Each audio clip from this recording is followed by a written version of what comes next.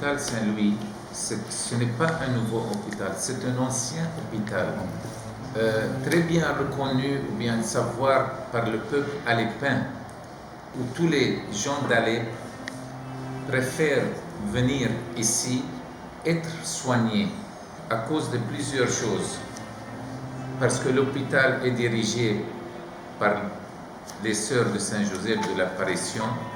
Donc, toujours quand il y a une sœur, il y a un œil qui est ouvert tout le temps. Les médecins de l'hôpital Saint-Louis, ce sont des médecins qui ont de l'expérience. Quand on a eu le problème des instruments, le problème des machines, on a continué à fonctionner, mais sans dire au peuple qu'on a un manque de ça.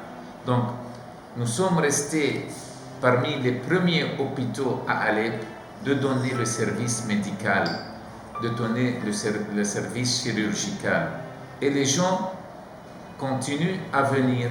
Et quand on a eu l'aide, quand on a cherché des respirateurs artificiels, on a cherché un échocardiogramme, un écho abdominal, on a cherché un autre écho cardiaque, on a cherché des machines pour le laboratoire, pour faire les analyses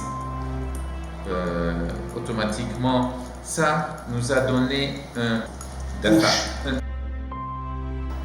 Avant la guerre, nous étions 141 hôpitaux à Alep qui fonctionnent. Il y a des hôpitaux pour 24 heures, pour un jour. Il n'y a pas de grands hôpitaux. Mais maintenant, les hôpitaux qui fonctionnent, nous sommes 44 seulement.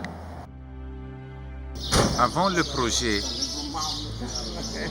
au début de la guerre civile, tous les médecins ont quitté, tous les ingénieurs ont quitté, tous les techniciens ont quitté.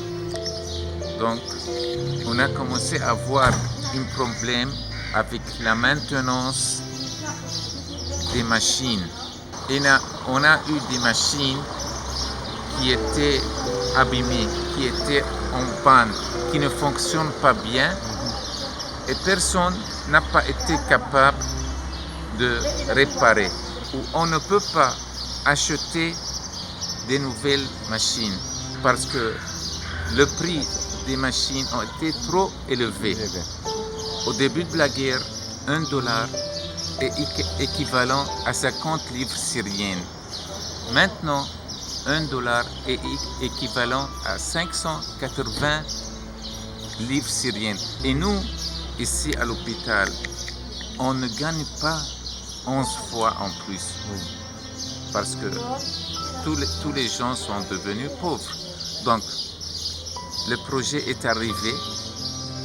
Il est arrivé pour aider les malades qui ont besoin, qui sont pauvres, et pour aider l'hôpital encore à chercher les instruments, les machines qu'on n'a pas pu acheter, et ça pour le service du malade. On a pu donner le service médical plus qu'avant. 90% des gens ont besoin. Oui, il a été touché plusieurs fois. La salle d'opération a été touchée. Tout le vitre a été cassé.